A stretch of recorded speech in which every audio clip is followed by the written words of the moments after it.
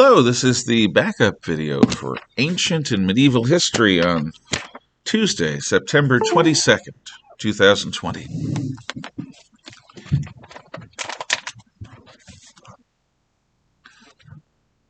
So, where we left things, in the way of thinking of Raoul Hilberg, the great historian of the final solution, or the Holocaust.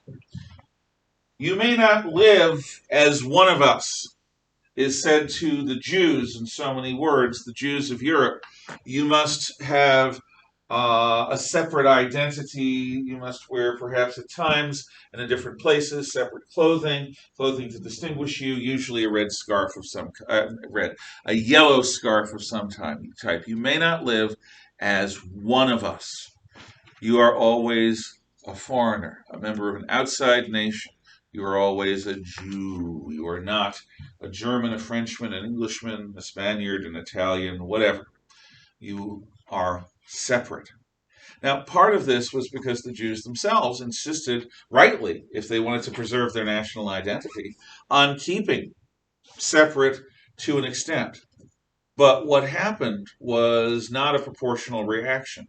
It is a variant of an anti-Semitism that goes back at least as far as ancient Egypt, an irrational hatred of the Jews.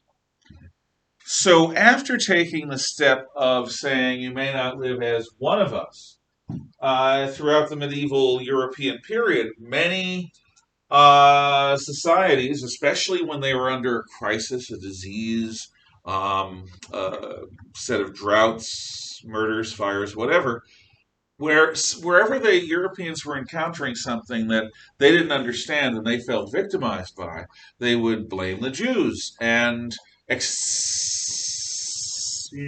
what's a great word? I lost my word mid-thought. And accelerate or exacerbate the anti-Semitism to stage 2. Not only may you not live as one of us, you're not a fellow German, you're not a fellow person, you may not live among us. So we will ghettoize you. You will live in a walled-off section of town. You will have a curfew. You will have special rules that apply to you.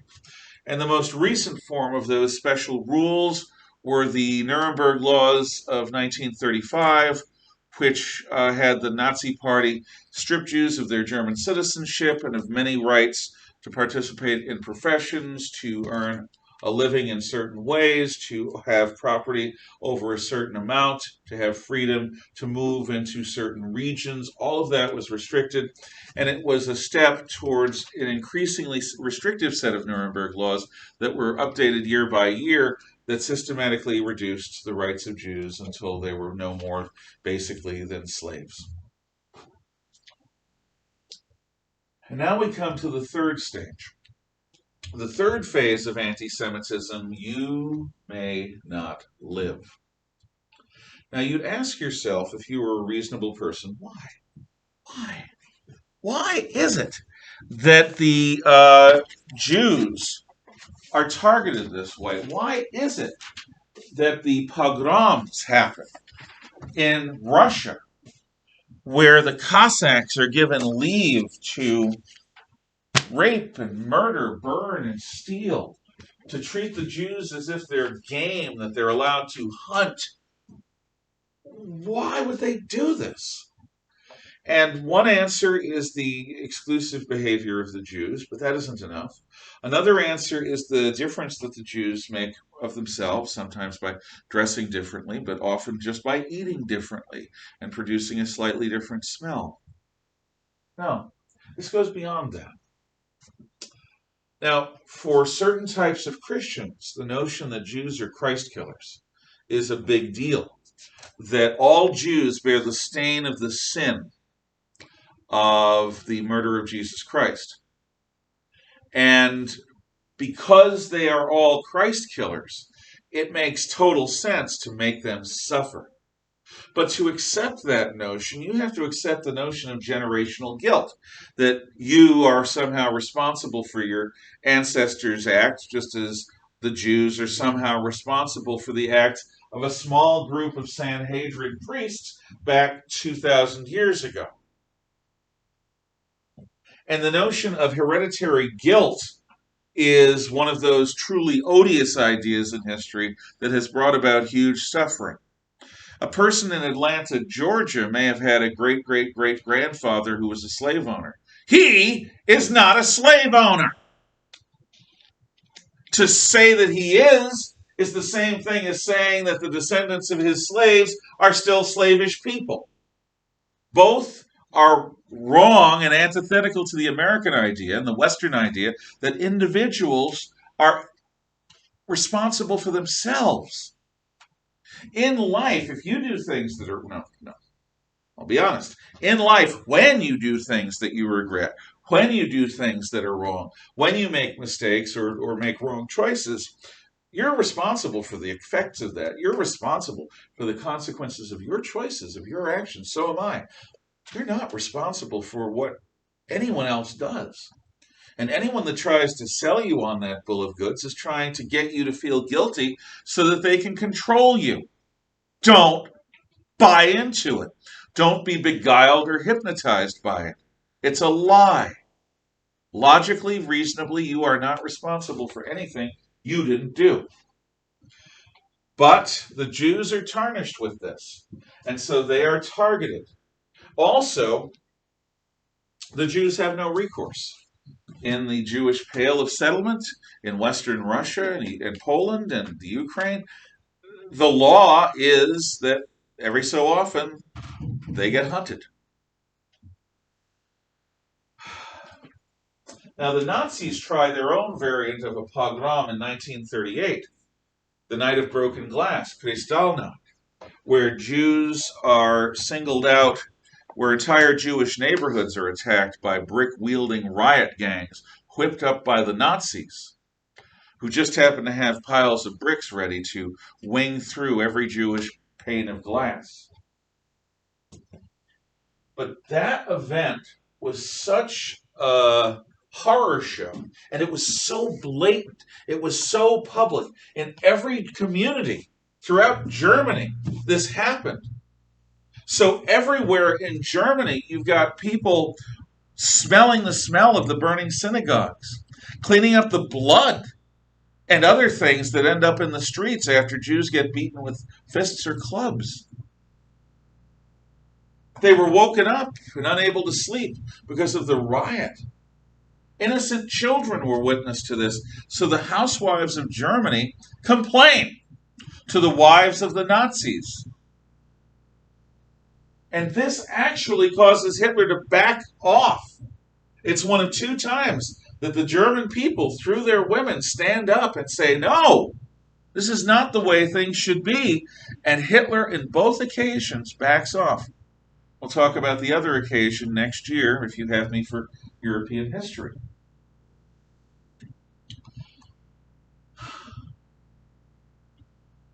So the pogrom is out. The hot rage of hate that is the pogrom is out. No, something new is going to be tried. When the war begins, World War II begins on September 1st, 1939, following German troops into Poland are the SS, the black-shirted secret police and bodyguards of Hitler, the political SS, political soldiers. And they begin rounding up Jews. Now, at times, the German army sees what the SS is doing, rounding up Jews, punishing them, even killing them, and says, no, we're not letting this happen. That's not the German way. To their credit, several independent army officers stopped SS massacres in Poland. Hitler doesn't make a big deal of it. He's still got to fight the British and the French. He's still got a war on his hands. He's not going to make too much trouble yet. But those SS were on orders from Hitler to disrupt and destroy the Jewish communities in the German-occupied Polish regions. When Hitler defeats the French, drives the British back to their island in 1940, everyone expects that Hitler is going to continue fighting the British until the British are defeated or until the British defeat Hitler. But in 1941, spring of, Hitler does something that nobody expects. See, to start World War II, Hitler made a deal with Joe Stalin. Joe Stalin is the communist dictator of Russia. Joe Stalin and Hitler agreed to split Poland and the rest of Eastern Europe between them. Joe Stalin, in his own way, is worse than Hitler. He certainly has a body count that dwarfs Hitler's. And Stalin has been Hitler's ally since the beginning of the war. Despite this, Hitler invades Russia in June of 1941. At first, Stalin is shocked. He can't believe it, because to him, turning on Russia while Britain is still an enemy at your back is just plumb stupid. He can't imagine why Hitler would do it, but Hitler does. And Hitler has amazing success. He conquers the western fifth of the entire Soviet Union. He conquers a massive area. He conquers the area of the Jewish Pale. He captures the majority of the world's Jews. Now, before that invasion, Hitler called his generals and senior officers together to a single conference room. And he said, look, I understand the ancient traditions that you officers follow. I understand that you are trained in honorable warfare. I understand that your personal honor is not something that anyone should call into question. And therefore, I understand that you think that there are certain rules of war. And between civilized peoples, there may be. But what we're about to do in the East, in Russia, is not with a civilized country. We're fighting Mongoloid Russians, subhumans he calls them, and we're fighting communism. In this struggle, there will be no rules of war. There will be no mercy. There will be no honor given or received. This is a fight for survival. This is a street thing. And in this struggle, my political soldiers are going to be there, and they're going to be acting. And if any of you get in their way, you will rue the day you were born. You'd better decide right now. This is a fight for survival. It's a war of civilization. It is a total war, and my political soldiers are not to be trifled with. And if you do, expect the hammer to fall square on you. Am I clear? And he was clear. So, following the German soldiers into Russia in the summer and autumn of 1941 were what's called, you don't need to remember this name yet. I'm just telling you because it's part of the story. The Einsatzkommandos, the Death's Head Commandos. The Einsatzkommandos have a special job. Following the German armies into Russia, into the Jewish Pale, when they capture a village, the Einsatzkommandos call several Russians to them and say, hey, where are the Jews? Who are the Jews? Tell us where the Jews are. And the Russians are enough anti-Semites to say, here are the Jews, here they're hiding, here's their stuff. So the Jews are gathered. Their stuff is either given to the Nazis or given to the local Russians as reward for their cooperation. And the Jews are marched off usually into a nearby wood, nearby a copse of trees. And beyond the copse of trees, the Jews dig a ditch, 10, 15 feet deep, as long as it needs to be. And then the Jews are lined up with their backs to the ditch. Whereupon, with a small group as an exception, they're held aside. A small group of Jews are kept alive to do work. Then the Einsatzkommandos aim down their iron sights and shoot every man, woman, and child so that their bodies fall into the ditch. Man, woman, child. The surviving Jews, the Sonderkommandos, the labor force, is then used to spread lye, which is powdered acid, on the bodies, and then dig the trench covering the bodies. And then the Sonderkommandos themselves are either kept for slaves or they are executed. And the Einsatzgruppe and the Einsatzkommandos, the Death's Head commandos, move on to the next village and they repeat. The biggest of these is of these Einsatzkommando actions, they're called actions, was at a place called Baba Yar. There's a nearby Russian city that has a ghetto that's over 500 years old. Thousands and thousands of Jews are concentrated there. I think it's Minsk. And for 3 days and 3 nights, the Einsatzkommandos, who have separated the Jews out and brought them outside the city, have small groups of women and children, and then small groups of men, small groups of women and children, small groups of men. They send them running down this forest path. And any Jew that doesn't run fast enough, or they get beaten, as an example to others. Well, in the dappled light of the sun going through the forests and the trees, the Jews get disoriented, but they keep running and they follow them. And they're naked, by the way. They've been stripped of all their worldly possessions. The Nazis are going to keep them. And then there's blinded by the light as the path turns and goes along the lip of a sand quarry.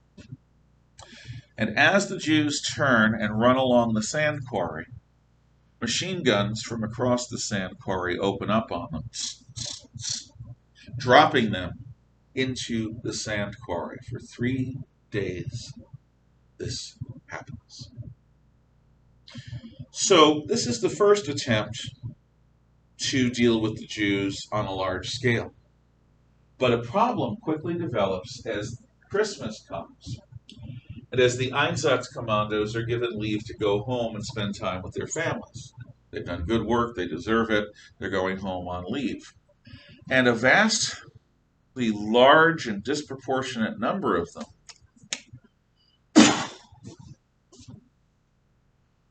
swallow their own pistols and depress the trigger. Because you can only lie to yourself so much. You can only say you're a hero cleansing civilization of subhumans. You can only say you're fighting the cancer of the Jews. When your job is to hold a rifle and aim down your iron sights at a little old lady or an infant, and you do that again and again and again,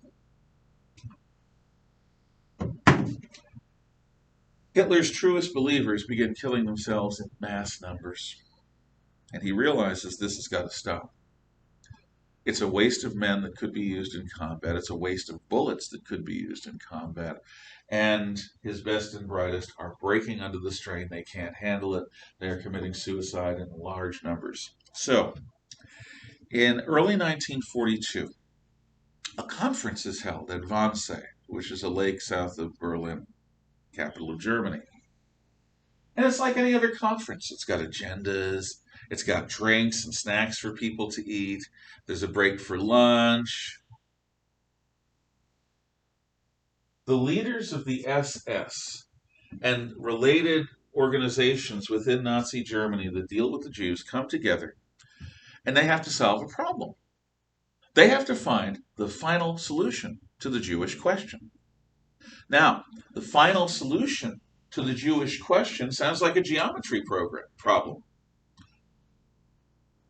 That's euphemism. The use of soft language to hide hard truths. I hate euphemisms. I hate it when people use soft language to hide harsh truths, because it allows people to lie to themselves and to do pretty heinous things. You see, a lot of people come to view the Jews as products. And these products need to be processed. That is, killed and their bodies disposed of. And it should be done in such a way that's efficient, because there's a war on it, and that even gives the right resources, like the gold fillings from their teeth, or the hair from their head.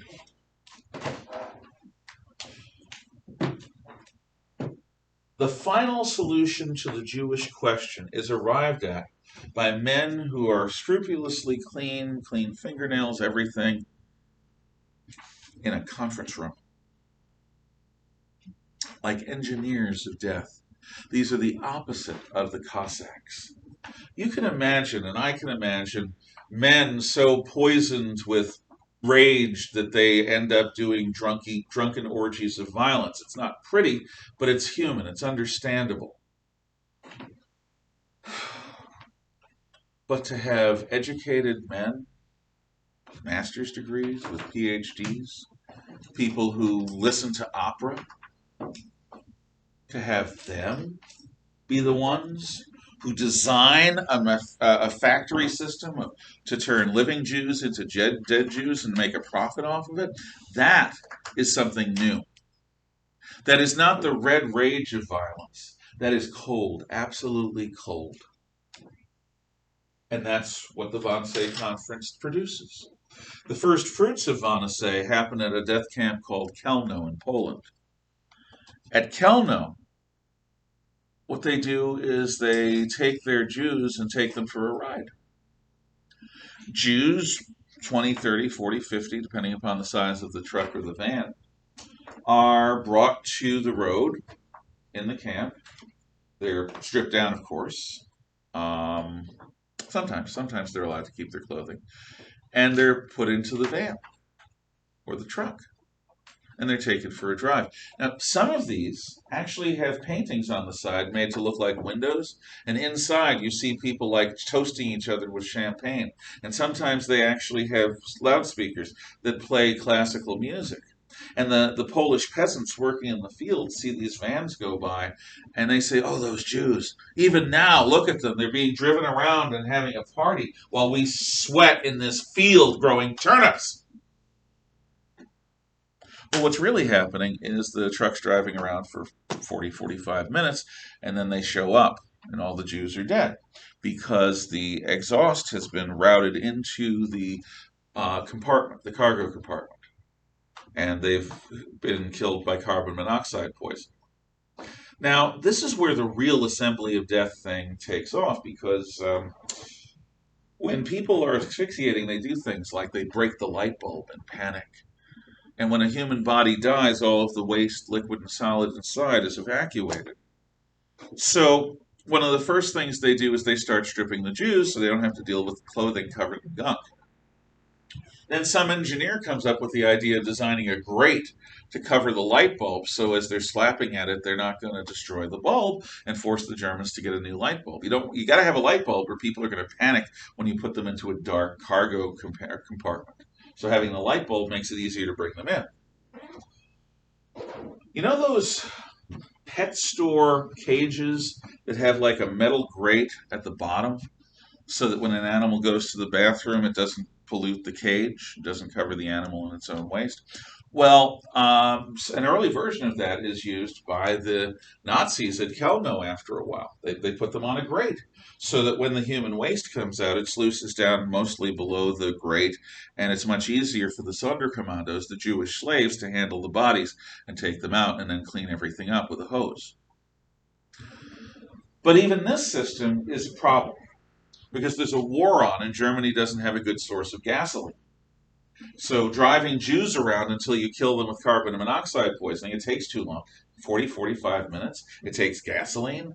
There's got to be a better way. Aha! Somebody at Auschwitz or Treblinka comes up with the better way. There's an insecticide called Zyklon B. It comes in crystals. When you pour water on it, it emits a gas that is absolutely lethal. So an experimental test chamber is set up that becomes the model for the system at Treblinka and Auschwitz, the two biggest death camps. So the Jews are brought in by train. The men are separated from the women and children, and the men are dealt with worse first because you don't want to have men make trouble. The women and children are going to be left reasonably defenseless. That's the idea. Everyone's stripped down. The men go in first. And at Treblinka, they actually get their hair cut. And the idea is you're going for delousing, you're getting disinfected, and you're getting ready to go work as a slave somewhere in the East. And the Jews think, well, for slaves, at least we're going to be alive. And then, okay, time to take your shower. So they go into these showers and doors closed and the vents open, and out of the shower head comes the Zyklon B. You can kill Jews by the hundreds in these chambers if they're big enough. And that's exactly what happens. It's efficient. The Jews are then searched for fillings. Before going in, they've taken off all their jewelry, they've taken off all their clothing. It's effective. And, the hair is used to make wigs in Germany. And stuff pillows. Say it? They stuff pillows with them. I didn't hear you. They stuff pillows with them. Yes, that too. Now, there are some occasions that are extreme. That didn't happen very often. There were a few occasions where Jewish skins were stretched into lampshades, and there were other occasions where the fat from Jewish bodies was rendered into soap. But those are relatively rare, and they never became for profit. So they were processed. Here, to use the euphemism again, you move product to processing stations where the product is processed. You move Jews in cattle cars to death camps, and you kill them and then burn the bodies. It becomes an efficient assembly line of death. And those are the Jews that die quickly. Other Jews are assigned to labor camps. For example, at Auschwitz, there is a chemical factory run by the IG Farben company, which still exists. It's a German company these days. The IG Farben company runs a chemical plant, and I can tell you, I grew up near a chemical plant. They stink. They're really unpleasant to smell, and you wonder what's in the air. Well, with Jews, you don't have to worry about safety regulations. You put them in the chemical plant, you work them, you assume they're going to last about 6 months. They wear out, you throw them away, you get new Jews. At the IG Farben chemical plant, they made chemicals, and Jews were purposely given a diet with too few calories to sustain human life. So basically, the average Jew would last from 3 to 4 months. Some Jews would last as long as 6 months. Some Jews would die of a heart attack right away. And you use them for labor to make chemicals. In another case, they're sent to a giant tunnel in what's now Czechoslovakia. And in this tunnel, they built rockets, V-2 rockets, ballistic missiles to strike London with. And these rockets, and rocket fuel, by the way, is very dangerous. The rocket fuel and the rockets are handled by Jewish slaves. And again, the average lifespan is 3 or 4 months. The Jews are spent like bullets in a machine gun. In some cases, Jews are taken and experiments are done on them. Famously, a doctor in Auschwitz named Josef Mengele would experiment on twins, on identical twins, because they're genetically so similar. So what happens if you send a person into the high atmosphere without a pressure suit? What happens if you put refrigerant into their bloodstream and take out the blood? What happens? What happens? What happens? So the most bizarre and distorted human experiments are done on Jews, things that we wouldn't let be done to animals. This is the final solution to the Jewish question.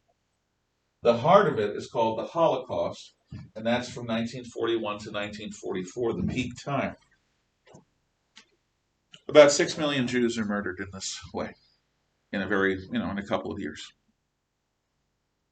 The only thing that stops it is the Russian army, the American army, the British army, which sweep into Germany and conquer the place in early 45. What stands out to me about the Holocaust, and I've spent time with Holocaust survivors, is the coldness of it. No, it wasn't a bunch of drunken, rage-filled, saber-wielding Cossacks. It was engineers. It was guys with slide rules and pocket protectors. It was people that went home to their families and played with their pets. It was people who thought of themselves as decent, good people, whose job it was to wipe out an entire race of people. A new word is invented. The word is genocide. It means the attempted murder of an entire race of people. We didn't need a word for that before the final solution, but we've got one now. Genocide, the attempted murder of an entire race of people.